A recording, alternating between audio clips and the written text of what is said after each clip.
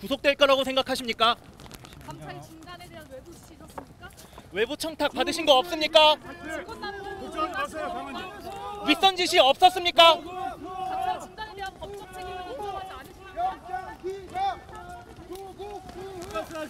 정상적인 절차에 따라서 1년이 훨씬 지난 다음에 다른 자료들과 함께 이루어진 것이지 이 사건에서 무슨 증거를 유닉하고 이런 건 전혀 아니다, 이런 점들을 충분히 설명을 드렸기 때문에 직권남용에 의한 권리행사 방해라든가 또는 증거 인멸의 우려라든가 이런 것들은 충분히 아니라는 것을 밝혔다고 생각합니다.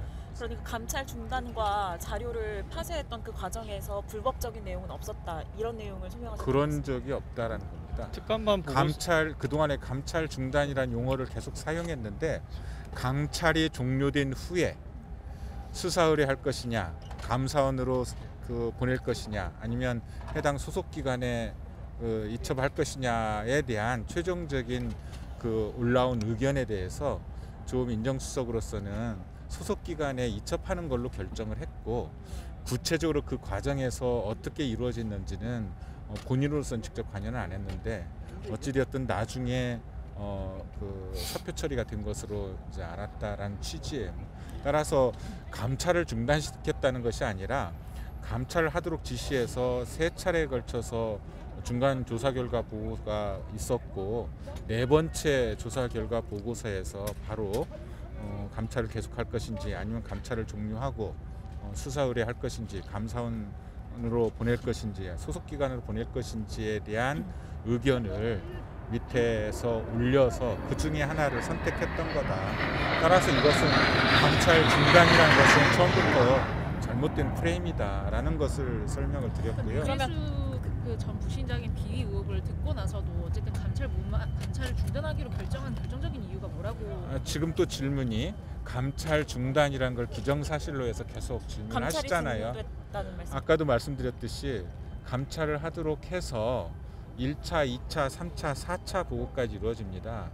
3차까지 보고했을 때 계속 감찰이 진행됐었고, 마지막 감찰에서 이제 종료하면서 감찰을 종료할 것인지 또는 계속할 것인지, 종료한다면 이걸 감사원으로 보낼 것인지 수사 의뢰를 할 것인지 아니면 소속 기관으로 사건을 넘길 것인지에 관한, 사건을 알릴 것인지에 관한 그것을 기한을 해서 올리니까 그 중에서 해당 기관으로 이첩하는 걸로 결정을 했고, 그 결정을 집행하는 것은 밑에 또 비서관이 하는 것이어서 구체적인 과정은 잘 모르지만 최소한 그렇게 결정됐기 때문에 소위 직권남용 권리행사 방해에서 감찰을 중단시켰다라는 것은 사실이 아니다. 그리고 법률적으로도 대체 중단시켰다고 한다면 감찰반에 권한이 있어야 되는데 도대체 무슨 권한이란 말이냐.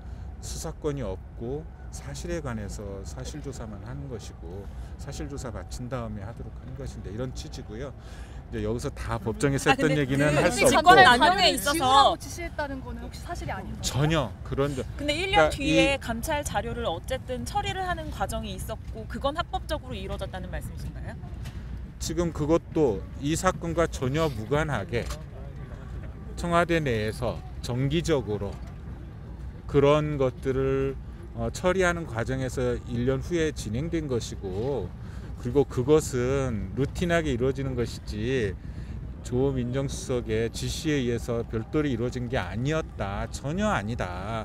그런데 그걸 마치 증거 인멸의 프레임에 넣어서 이 사건에 대해서 마치 구속수사가 필요한 것처럼 몰아가고 있다. 그건 아니다. 이런 말씀을 한 겁니다. 그때 당시에 그러면 유 전 부시장 감찰 관련 자료도 함께 처리했다는 거는 맞고요?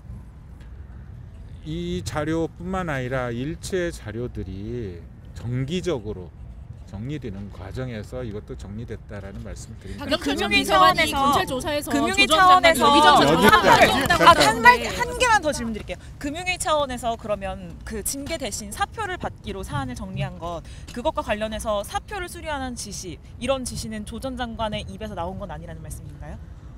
비사실을 알려주고 그에 상응하는 조치를 취하라라는 게 조 민정수석의 결정이고 지시 사항이었습니다. 그러니까 그 이후에 해당 비서관들이 어떻게 처리하고 어떻게 조치를 했는지는 조 민정수석이 지시한 거와 상관이 없는 거지만 어찌되었든 사후에 다시 한번 여기까지 하겠습니다. 사후에 다시 한번 확인해서 박영철 전 비서관이 검찰 조사에서 조 장관이 여기저기 전화가 많이 온다라고 했다는 취지의 진술을 했는데요. 아니 거기에 그것도 대해서는 사실이 아닙니다. 아니라고 밝혔습니다.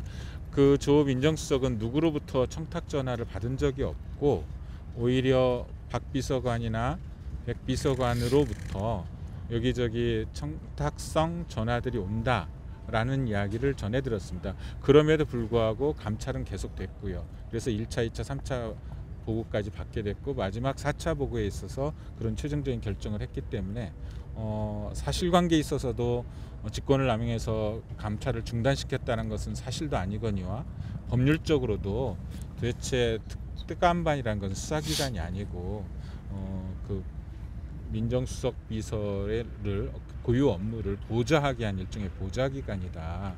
보좌기관이 어떤 그 결정을 함에 있어서 내준 의견이 있는데 그 의견 중에 하나를 선택해서 민정수석이 결정한 건데 그 보좌기관의 어떤 권한을 침해했다는 것인지 도대체 의문이다 또는 그 부분이 불명확하다 이런 게 이제 저희 변호인단의 주장의 핵심이었습니다. 변호사님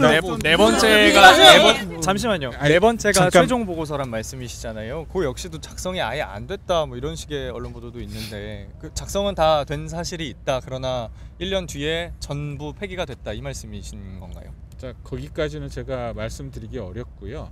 어쨌든 네 번째 보고서가 중간 보고서냐 최종 보고서냐에 관한 논쟁은 좀 있었습니다. 그런데 제목이 중요한 게 아니라 거기에 이 사안에 대한 최종 처리 의견이 실무자가 기재해서 올리면 그것은 최종 결과 보고서 아니냐라고 하는 게 저희 변호인단의 의견이었습니다. 3차에는 없었던 게 4차에 최종 의견이 들어갔다면서요. 근데 검찰의 그 공소장에 적혀 있는 유 전 부시장의 비위 내용들에 대해서 감찰 당시에도 파악하고 있었던 내용이라고 진술합니다. 자, 이제 제가 여기서 그러니까 그만해야 될 것 같고요. 왜냐하면 한없이 여기서 재판을 제가 중계할 수도 없고 또 예의도 아닌 것 같고. 하나만 많은- 혹시 제가 조전 장관이 많은 직접 변호사님들이- 해명한 거 없는지만 혹시 여쭤볼 수 없어요?